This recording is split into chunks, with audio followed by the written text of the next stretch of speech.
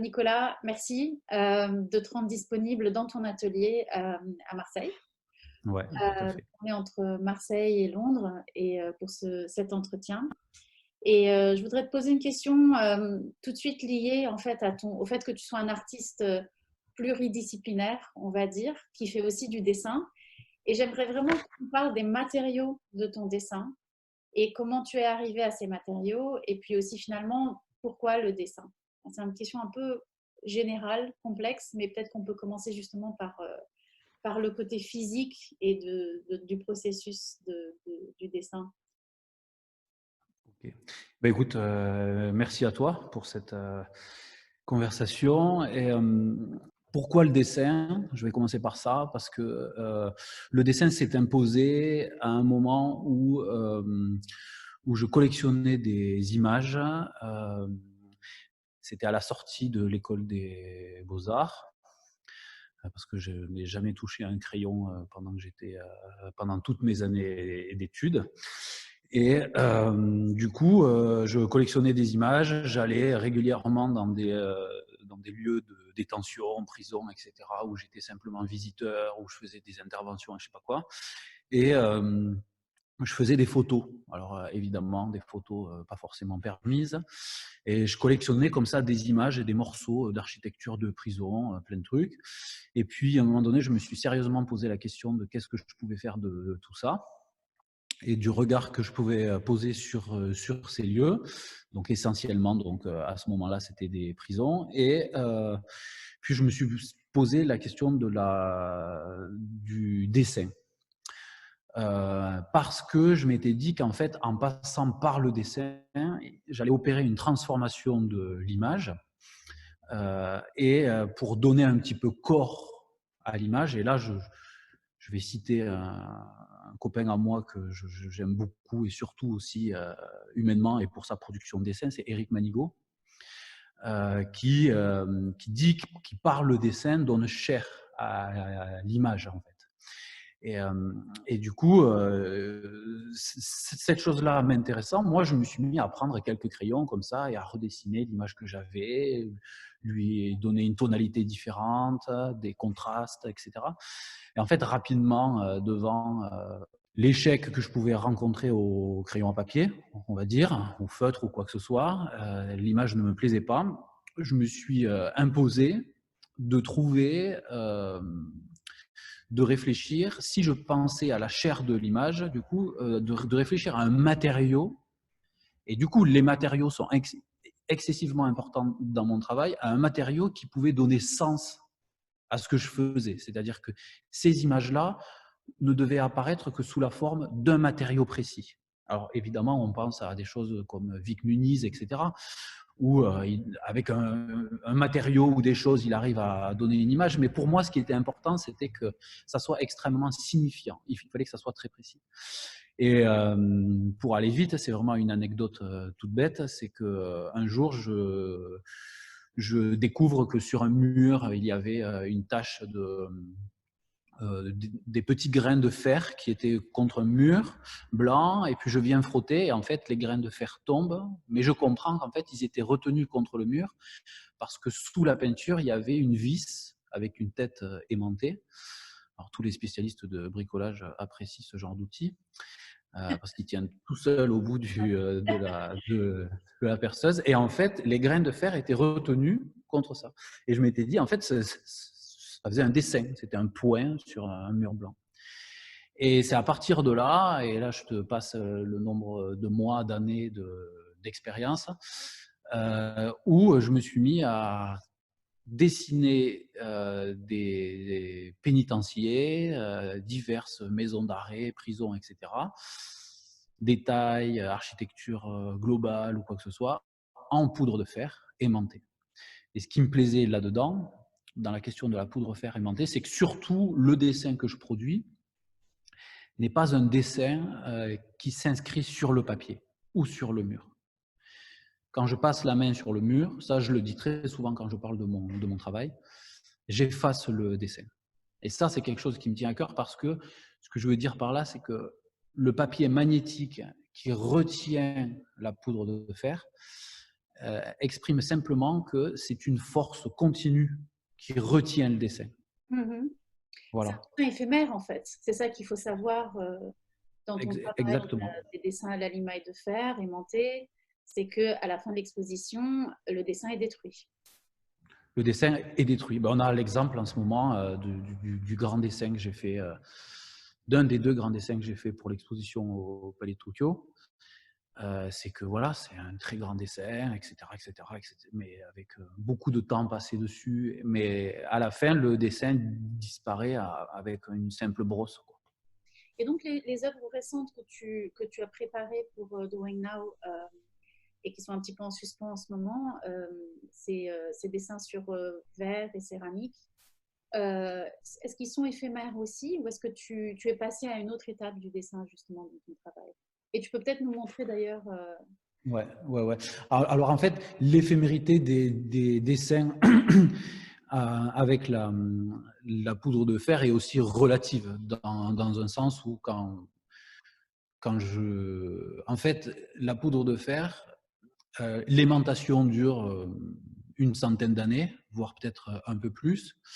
Mais ce qui est intéressant là-dedans, c'est qu'on a la sensation que c'est plus éphémère qu'un feutre, tu vois, qui s'inscrit dans le papier.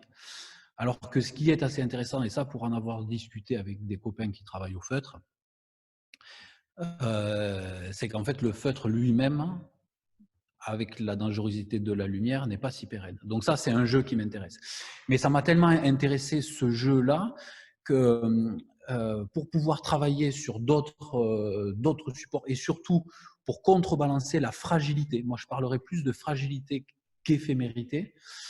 Je ne sais pas si c'est un terme qui se dit, mais en tout cas, ouais, cette fragilité-là, je voulais la contrebalancer avec des dessins qui étaient extrêmement inscrits dans la matière. Donc, du coup, je me suis lancé dans des dessins que je fais soit sur verre, soit sur porcelaine. Je vais attraper la plaque. Où, ici, en fait, on voit, par exemple, une plaque de porcelaine qui est réalisée à l'atelier de l'école des beaux-arts de Tarbes, spécialisée dans la céramique, et où j'ai eu l'aide de Héloïse Dubois, d'ailleurs, qui est l'assistante céramique de l'atelier. Et je viens disposer dessus un pochoir que l'on voit, c'est du vinyle gris, très très simple. Et ensuite, avec une disqueuse, donc vraiment un outil pas très simple on va dire, à utiliser en termes de contrôle de jet, etc. Avec une disqueuse, je viens créer des étincelles. Et ces étincelles, quand elles sont suffisamment à température haute, incandescentes, donc c'est de la limaille de fer incandescente, elles viennent toucher la surface. Donc soit c'est sur du verre, soit c'est sur de la porcelaine et il y a de l'émail. Et en fait, le grain de fer rentre en fusion avec le support et vient s'attacher, et vient fusionner avec le support. Voilà, c'est le terme exact. Et là, pour le coup, contrairement à la poudre de fer qui lui suffirait d'un passage d'une main ou d'un doigt pour faire chuter la poudre, ici, on a quelque chose qui est plus que durable, c'est incorporé. plus que de tout. Voilà, c'est ça. Et comment est-ce que ces céramiques sont montrées? Alors, pour le coup, je les montre sur des tablettes. Voilà. Pour le projet de Drawing Now, je mets l'accent plus sur les dessins sur verre que sur céramique. Il est fort probable que j'en présente un ou deux sur céramique, mais comme ça prend du temps d'apprivoiser la disqueuse, les étincelles et le support, c'est-à-dire que la porcelaine ne réagit pas exactement pareil que le verre, même si en soi la surface est pareille, je mets l'accent sur les dessins sur verre qui sont présentés donc sur tablette, mais également je demande à une société qui me prépare les plaques de verre en fait de me trouer les plaques pour pouvoir les accrocher au mur. Voilà, donc je préviens un peu ce truc-là, et d'ailleurs l'accrochage à Drawing Now est prévu sur un ensemble sur tablette où les dessins viennent se mettre les uns devant les autres, et avec un ou deux dessins au mur, voilà, comme une sorte de composition. C'est intéressant parce que j'ai l'impression euh, que tu ne veux pas enfermer tes œuvres. Tu ne veux pas les... Et ça m'amène à ma deuxième question, qui est de savoir dans quelle mesure le confinement, pour toi, est incorporé dans le travail. En plus, maintenant, on est tous confinés, mais tu travailles souvent sur justement le confinement. Enfin, on peut même dire que c'est la ligne qui traverse tout ton travail. Donc, j'aimerais savoir dans quelle mesure c'est le travail incorpore, parce que je pense que c'est plus qu'une inspiration, c'est vraiment une incorporation de tes Mm. expériences dans les prisons. En fait, ce qui sous-tend l'ensemble de mon travail, c'est cette espèce de conversation continuelle entre la question de la liberté et la question de l'enfermement, et avec des choses plus complexes évidemment, c'est-à-dire le désir de liberté, ou alors quand on est enfermé, quel geste on peut faire qui exprime ce désir-là, etc., etc. Et l'imaille de fer, justement, pour moi, est le matériau le plus signifiant sur la question de la liberté. Tout simplement, on a des tas d'images, on a plutôt une seule image, tous, du détenu qui cherche à s'évader de sa prison et qui vient limer les barreaux de sa cellule. Et en fait, quand il lime le barreau, il crée de la poudre de fer. Alors déjà, en soi, moi, ce qui m'intéressait, c'était de pouvoir dessiner des lieux d'enfermement avec le matériau même du désir de la liberté, qui est produit par le désir de la liberté. C'est-à-dire que c'est le matériau qui est laissé sur le bas-côté. On ne s'en préoccupe pas. Dans aucun film,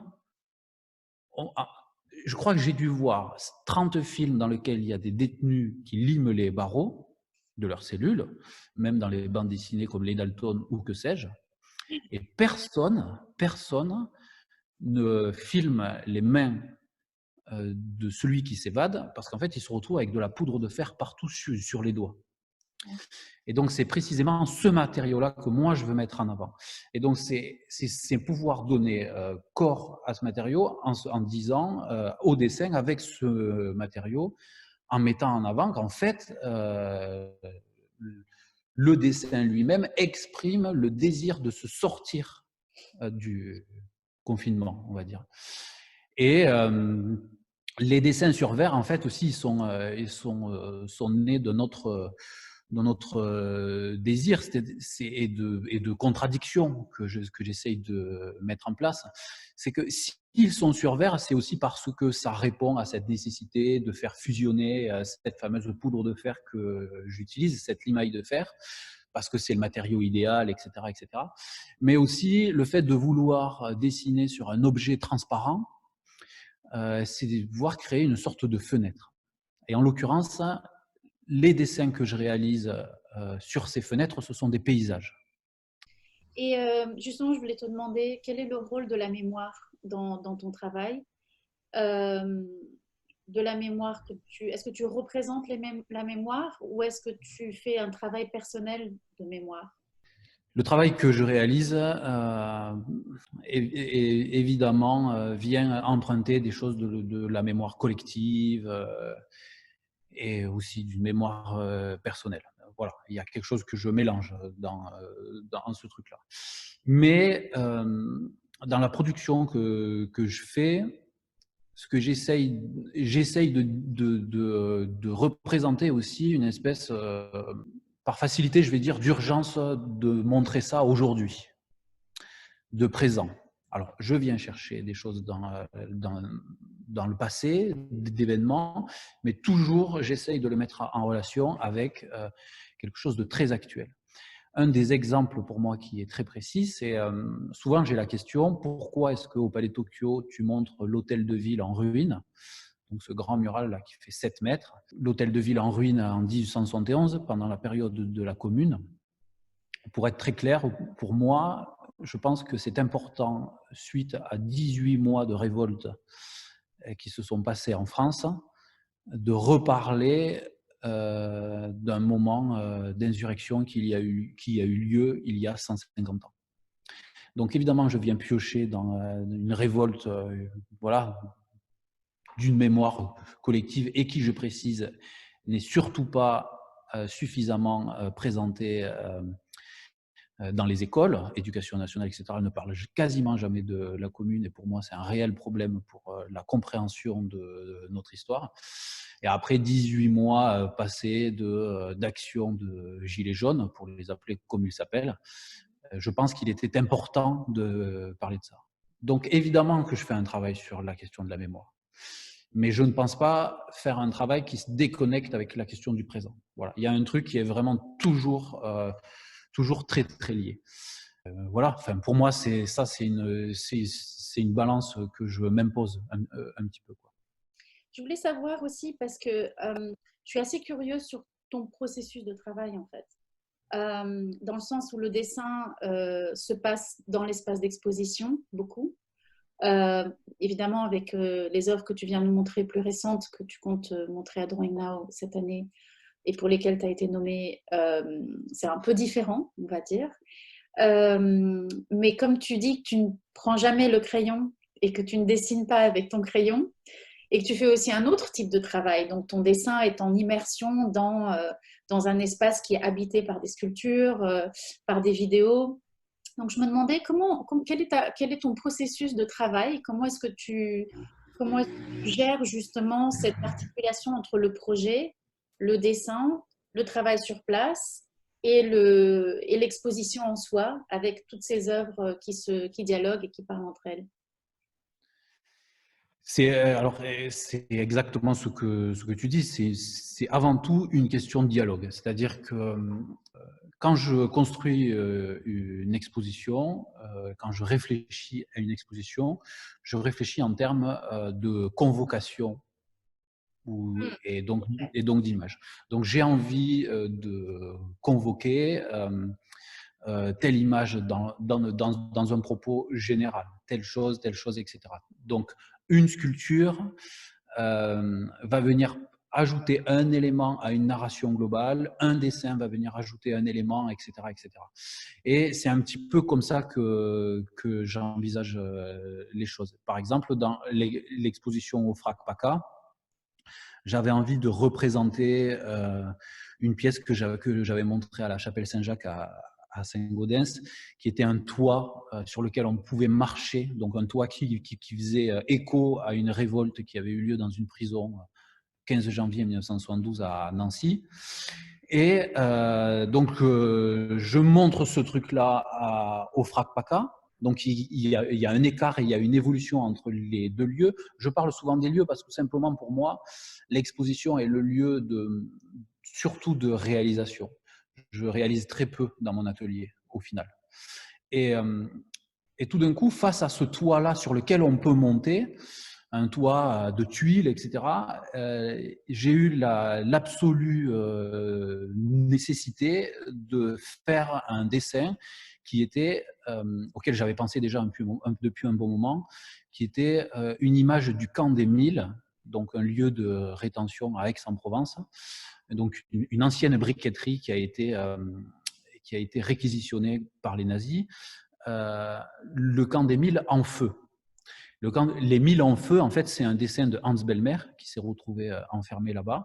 Et j'avais envie, moi, depuis un moment, de faire ma propre proposition de ce dessin-là, avec ma technique de poudre de fer qui glisse, etc. etc. Et donc, la première idée était de disposer un toit sur lequel on peut monter. Et en face de celui-là, je voulais une image d'un toit qui est en train de brûler. Et il y avait une question de destruction dans les deux. Et le dessin, les Milles en feu, même si je l'avais en tête depuis peut-être un an ou quoi que ce soit, est simplement venu parce qu'il s'imposait dans cette narration d'exposition, de travail, etc., etc. Donc, le processus de travail, vraiment pour répondre directement à ta question, les dessins, ils apparaissent dans une nécessité de globalité, voilà, de travail et de recherche. Je fais des expériences avec des dessins. Je tente des choses un peu techniques ou formelles ou quoi que ce soit. Mais j'en fais vraiment très, très peu. Voilà. Et C'est plus la nécessité. Pardon. est-ce que tu, est-ce que tu conçois le spectateur comme un prisonnier en fait de cet espace d'exposition? Est-ce que quelqu'un a déjà abîmé un de tes dessins? Alors, quand je fais des dessins muraux, je connais pas un seul dessin mural qui n'a pas été gratté avec le doigt pour vérifier, C'est sûr. pour, voilà, c'est ça. Voilà, c'est sûr et certain. Ils viennent être touchés, et tout ça. Ça fait parce que tu incites un certain comportement, le comportement de détruire le toit. Tu exiges pas mal du spectateur en fait, j'ai l'impression. Ben, en fait, ce qui est intéressant dans la question que tu me poses, c'est que je travaille en ce moment sur une pièce qui est l'éclairage de la salle d'exposition. Ce que très peu de gens savaient, c'est qu'au FRAC PACA, j'avais remplacé tous les néons par des néons à diffusion d'UV. Ah, Voilà. Et donc, techniquement, si on restait très longtemps dans la salle d'exposition, on pouvait bronzer. Et ce qui m'intéressait là-dedans, en fait, c'est que c'est une pièce qui s'appelle En plein jour, et je suis en train de faire d'autres choses à ce propos. C'est qu'en fait, et ce que je m'amusais à dire aussi, c'est que le spectateur, quand il se retrouve dans cette salle d'exposition, en l'occurrence là, au FRAC, c'est qu'il se retrouve complètement exposé. Il est exposé à la lumière, il se retrouve exposé. Il se retrouvait d'autant plus exposé s'il montait sur le toit.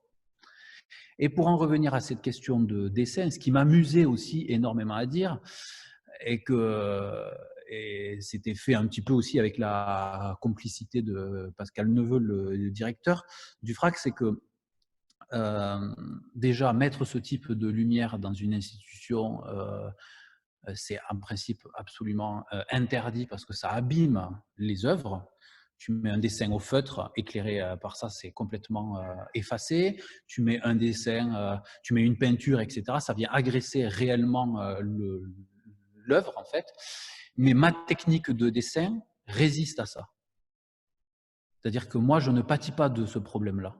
Je pourrais montrer mon travail en plein jour, comme le titre de mon œuvre, de mon travail. En fait, je n'aurais pas ce problème-là.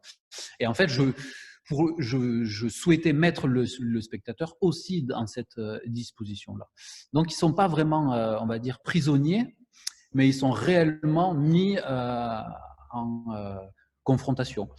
Et des fois, on en retrouve un peu les stigmates. Une des choses que je n'avais pas vraiment contrôlées, c'était un dessin que j'avais mis un petit peu en hauteur, que l'on pouvait aller voir et même lire, parce que c'était du texte, c'était d'après un poème de Vols, que si on montait sur le toit. Et à la fin de l'exposition, à proximité du dessin, on avait énormément de traces de mains sur le mur.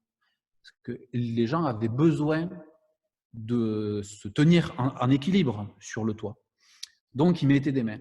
Et à la fin, j'ai fait une photo, juste une sorte de prise de notes, parce que la photo n'est pas de très bonne qualité, où il y a le dessin avec le poème de Vols et toutes les traces de mains autour. Et ça, pour moi, pour le coup, c'est une vraie rencontre entre le spectateur et une pièce. Voilà. est-ce que dans quelle mesure, ça me fait réfléchir en fait, ce que tu es en train de dire, à quelque chose à laquelle je n'avais pas pensé, ou peut-être un peu de façon inconsciente en fait en regardant ton travail. Et je me demande dans quelle mesure est-ce que tu mets en danger le spectateur? Est-ce que tu mets en danger les détenus? Est-ce que tu te mets toi en danger? Et est-ce que tu mets l'œuvre en danger? Euh, ou est-ce que cette question de danger n'est peut-être pas la bonne façon de formuler cette, ce réseau-là qui se tient? La question du danger, elle est présente. Ça, c'est sûr et certain. Mais c'est un truc qui m'amuse, moi. Euh, c'est quelque chose qui m'amuse parce que le spectateur qui vient toucher le dessin mural, il a de la poudre de fer sur les doigts. Tout à fait, c'est exactement ce que... Et même qui peut respirer cette poudre. Et je lui conseille vivement de ne pas se frotter les yeux après. Mm. Enfin, il y a quelque chose de cet ordre-là. Ensuite, je réalise des pièces sur lesquelles, évidemment, ils peuvent marcher, mais ça peut se casser un peu sous les pieds. Mais cette question du danger, elle est de toute façon toujours relative, on va dire. Relative parce que je ne mettrai jamais quelqu'un en danger dans mon espace d'exposition réellement. Mais par contre, que l'œuvre puisse lui renvoyer que c'est un élément qui est ce qui est et qui tout d'un coup peut rentrer en dialogue avec le spectateur en lui disant moi je peux te faire mal, c'est quelque chose qui m'intéresse dans le sens où c'est aussi un autre message à envoyer. Alors évidemment quand je fais un dessin encadré ou quoi que ce soit, zéro risque de rien du tout. Mais ce que je veux dire par là, c'est qu'une œuvre, elle a aussi une autonomie et celle aussi de pouvoir agresser celui qui l'agresse. Donc, il y a quelque chose de cet ordre-là, en tout cas, moi, voilà, qui m'intéresse. Je ne l'ai jamais parfaitement bien défini, cette question du danger, mais tu as raison de la souligner. Mais en ce qui concerne les détenus, justement, avec lesquels tu interagis, avec lesquels tu vis aussi, qui t'ont filmé également, je pensais au danger aussi pour eux, en fait. Ben, ça, c'est quelque chose qui se discute beaucoup avec eux. Ça, c'est une alchimie qu'on arrive à trouver ensemble, qui est... c'est une espèce d'équilibre sur lequel on se met d'accord. Parce que tu parles de danger pour eux, mais pour le coup, moi, je les mets dans une relation de confiance dans laquelle je prends des risques aussi. Pour pouvoir avoir certaines vidéos, certaines choses, je suis même allé à m'enfermer en cellule avec un détenu qui est condamné à perpétuité pour des faits hyper gravissimes. Et là, pour le coup, lui me fait confiance pour pas que je montre son image à tort et à travers n'importe où et n'importe comment. Et je lui fais aussi confiance malgré le pédigré de ce personnage. Et du coup, ça me fait penser à autre chose parce que je me dis qu'on a souvent cette idée de toi comme quelqu'un qui travaille justement avec les prisons. Mais en regardant ton travail, je me suis vraiment questionnée aussi sur tes autres sources, en fait. Et j'ai vraiment envie que tu nous parles un petit peu des sources autres que ces expériences, que cette vie en prison, que je pense à l'histoire, par exemple, mais peut-être pas que, en fait, peut-être la littérature, peut-être le cinéma. Quelles sont tes autres sources, en fait? Et te ramènent-elles justement vers cette expérience-là ou est-ce qu'elles te mènent ailleurs? Enfin, c'est vrai que la plupart des choses vers lesquelles je vais, ce sont l'expression même du désir de liberté ou alors de ce que j'appelle une espèce de dégagement de contraintes en fait. Je me dirige systématiquement vers un groupe de personnes ou une personne, etc., qui, à un moment donné de leur vie, ont réellement choisi de dire je n'accepte pas telle situation et j'essaye de faire autrement, même si ce n'est que de travailler à minima. Je me souviens, étudiant, il y avait une phrase qui m'avait marqué dans un bouquin que j'avais lu, une interview de Olivier Blancard, où il disait même en prison, j'arriverai à faire de l'art parce que je fabriquerai des spermatozoïdes avec les poils de mon nez et les crottes de nez. Et en fait, c'est évidemment, tu vois, ma première réaction, c'était comme toi, moi, ça me faisait rire, tu vois. Et en fait, derrière ça, j'ai imaginé la personne, tu vois, voilà, enfermée, machin, etc., et en train de faire sa collection de spermatozoïdes et probablement de faire un dessin au mur. Et en fait, je trouvais ça hyper, vraiment prodigieux. Donc, je me tourne très facilement vers, je suis allé voir dans le Vercors des anciens combattants de la résistance et qui m'ont raconté comment est-ce qu'ils s'y prenaient, etc., etc. Et des gens, toujours vers des gens qui sont dans une situation qui paraît extrêmement contrainte. Et j'ai envie de te dire aussi que même quand je lis je lis un livre ou au cinéma, inévitablement, je suis happé par ce truc-là. Les exemples de livres, tu vois, sur la table, j'ai 2 livres précisément qui sont alors une relecture. Je le cite souvent, voilà, c'est quelque chose que j'apprécie beaucoup. La question du sabotage, ça a des milliers de niveaux. On peut saboter un travail simplement en travaillant bien et pas en travaillant vite. Donc ça, c'est aussi des principes qui m'intéressent, c'est-à-dire que la violence, l'explosion, etc., n'est pas toujours ce qui m'intéresse. Et une de mes lectures actuelles, c'est celle-ci. Ah oui, oui, oui, oui. Voilà. D'un personnage absolument pas recommandable sous des milliers d'aspects, mais j'ai été attiré aussi par ce livre parce que simplement derrière, il dit « Je n'acceptais pas, je ne voulais pas que ma vie soit réglée d'avance et décidée par d'autres. » Simplement ce truc-là fait que je vais me diriger vers ça. Et voilà, pour le cinéma, c'est pareil, etc., etc. Donc c'est une espèce de refus comme ça qui, moi, m'intéresse et nourrit mon travail. Refus ou affirmation. En fait, refuser quelque chose, c'est avant tout affirmer autre chose. Enfin bon, voilà. Et c'est devenu en quelque sorte ton processus créatif. J'ai l'impression que ça se reflète aussi dans la façon que tu as de travailler. Tu détournes assez consciemment les règles de l'institution, les règles du médium. Je pensais par exemple à 2 œuvres que tu as faites. Donc tu as demandé à des prisonniers de construire avec des petits bouts de terre cuite des objets qu'ils désiraient. Tu les as filmés. Et ensuite, tu as encrypté ou tu as un peu distordu, tu as fait en sorte que l'image soit vraiment très, très peu lisible en termes de couleurs, mais très lisible en noir et blanc et presque sous forme de dessin, en fait, presque un peu schématique, en fait. C'est devenu une vidéo assez schématique qui montre vraiment le dessin de leurs mains et de la fabrication de ces objets. Puis par ailleurs, tu as un livre que tu as, qui est aussi une transformation d'éléments que tu as prélevés dans l'espace des prisons, de vidéos, que tu as ensuite colorié au noir, au feutre.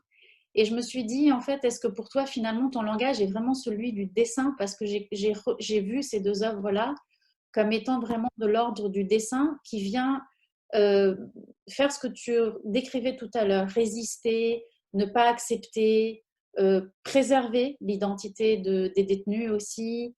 Euh, est-ce que c'est une mauvaise lecture, en fait? Parce que, bon, évidemment, en prisme de dessin.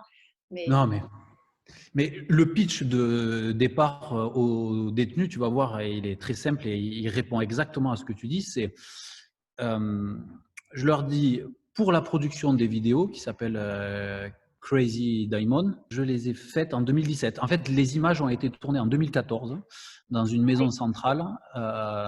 En fait, j'ai mis 2 ans à sortir des pièces parce que j'avais passé 1 mois dans cette maison centrale. Donc, c'est un endroit dans lequel il y a des condamnés à perpétuité. Et ça a été une expérience hyper forte, 1 mois, tous les jours, etc., etc. Et j'ai mis 2 ans à réellement pouvoir faire des pièces avec ce que j'avais amassé. Et une des pièces, c'était, j'avais simplement donné donc de l'argile aux détenus en leur disant vous allez fabriquer un objet dont vous avez vraiment le désir d'avoir en main là tout de suite et que vous ne pouvez pas avoir. Et en fait, grâce au dessin, on va avoir la sensation qu'il est peut-être probable que vous ayez réellement cet objet en main. C'est-à-dire qu'une fois les images retraitées en noir et blanc, on ne peut pas savoir si l'objet, vous l'avez vraiment en main ou s'il est en terre. Et l'action que vous pouvez même avoir sur cet objet, elle peut être assez étrange. Un exemple, il y a un détenu qui me fabrique une bouteille de whisky carré. Il se sert. On ne sait pas si c'est le verre, si c'est autre chose qui enterre. En l'occurrence, c'est la bouteille de whisky. Il se sert un verre. C'est simplement l'action. Voilà, le désir de reboire un coup, comme n'importe qui dehors ou quoi que ce soit. Avec, bien évidemment, cette espèce de petite... de narguer un peu l'administration pénitentiaire que de dire que le désir qu'il avait, c'était de boire de l'alcool, mais comme chacun d'entre nous dehors, pour ceux qui en consomment. Et en l'occurrence, un autre qui fabrique une clé Donc, une clé, la prison, c'est facile à relier en termes de symboles. Ben, en fait, cette clé, il la fabrique, puis ensuite, il la tord. En fait, elle est facile à tordre parce qu'elle est en terre. Mais ce qui est intéressant, c'est que le dessin montre qu'en fait, il la tord très facilement. Voilà, comme s'il envoyait balader le symbole même de l'enfermement. Et très précisément, ce que je leur ai dit comme consigne, c'était vraiment une consigne, sans me comporter comme un prof, c'était le dessin vous aidera très précisément à exprimer ce que vous avez exprimé parce que le dessin peut biaiser la réalité. Et voilà. Et donc, oui, le dessin était clairement au centre du projet, quoi. Oui, comme mode de distorsion et comme mode de D'évasion. un véhicule en fait d'expression très, très émouvant en fait. Je veux dire aussi, Mmh.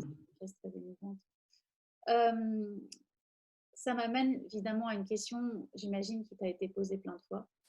Est-ce que tu te considères un artiste activiste? Quel est le rôle en fait de l'art dans un positionnement politique qui se dessine depuis le début de notre conversation et qui est assez spécifiquement dans une réaction contre justement la façon dont les prisons de nos jours sont orientées, réglées et dont elles façonnent la vie en fait de ceux qui vivent à l'intérieur.